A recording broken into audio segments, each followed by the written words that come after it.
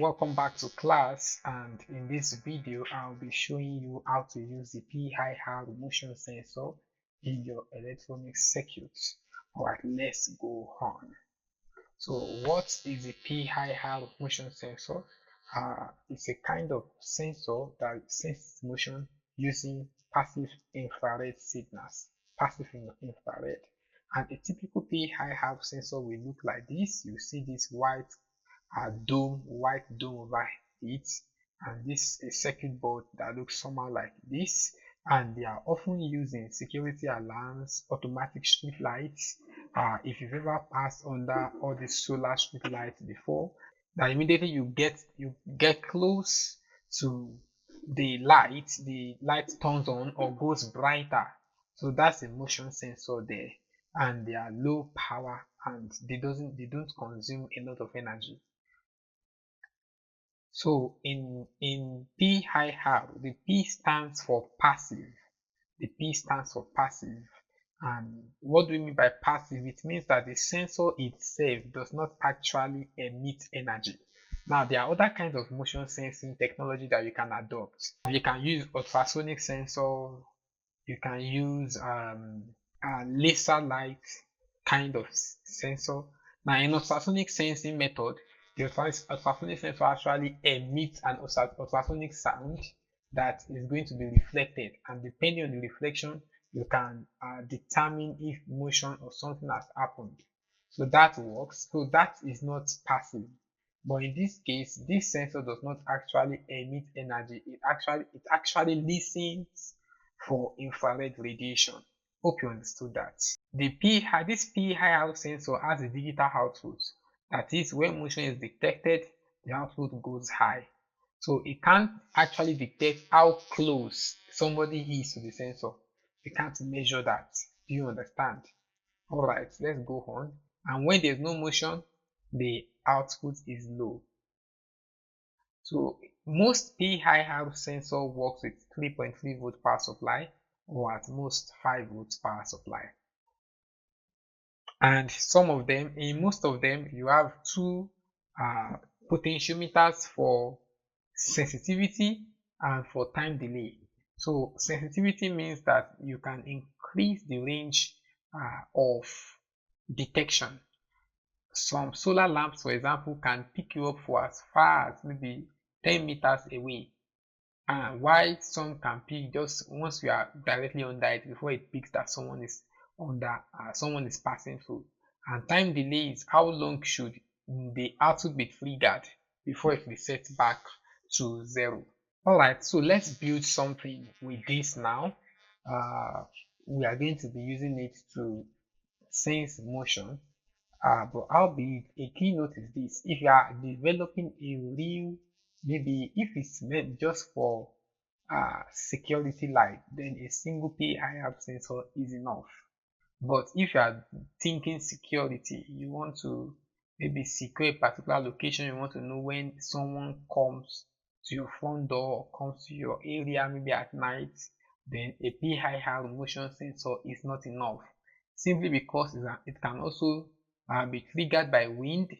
It can be triggered by animals. Do you understand that? So all that will lead to false alarm.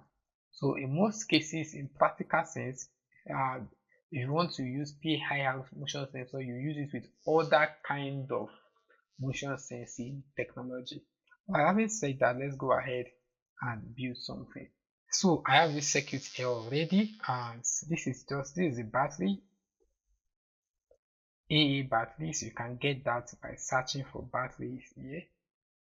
So this is actually the battery, and once you bring it into your circuit, you can select how many of those batteries you want. From 2, you can select up to 4. But actually for this project I need 3, and this is our motion sensor.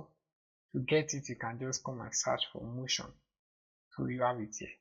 A brief description on this motion sensor. If I click on this, I can get a brief description. This device detects changes in infrared light levels over a wide area, such as movements in a room. How it works. Passive infrared sensors detect heat energy by comparing the signals from a pair of pyroelectric elements. The supporting circuitry then sends a high signal to its signal wire. How to connect it? There are, you see, we even have a circuit here that you can use to experiment. That's beautiful. There are 3 pins at the bottom of the device. Power the device by connecting the power pin to the 5 volts and ground to ground. The signal pin connected to the device directly or any digital or analog terminal of an Arduino. So how it is used, you have all of that in the we have all of this in the example. So let's go ahead and test this circuit. So this basically, the power is connected to the power pin on the PIR sensor. The ground is connected to the ground pin or negative pin here, and the output signal is connected via a resistor to this power transistor that then turns on this, maybe your security lamp or bulb. And if you want to use this circuit with a 220 volts powered system, you can use the same relay circuits we used earlier when we designed the light sensor with transistor circuit. Alright, so let's go ahead and simulate this circuit to see how it works. So simulation started. Now when you start the simulation, you discover the bulb is not on, and this is an alarm. So I also want it to sound an alarm. So let's click on this.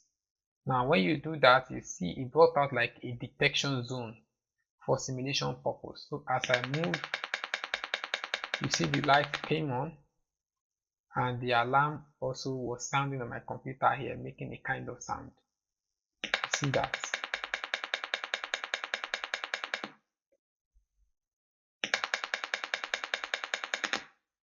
If I move it out of detection zone, the light refuses to come on. And once I cross the detection zone, the light comes on. Now in real life PIR sensor, the light does not go off immediately the object leaves the detection zone. Do you get that? The light does not go off immediately. You can set a delay anywhere from 3 seconds to 5 minutes for the light to remain on or the signal to remain high, if that is your case. So you can do that, and you can also set the sensitivity. How sensitive do you want it to be? All of that is done through the twin ports or potentiometer that is on the motion sensor.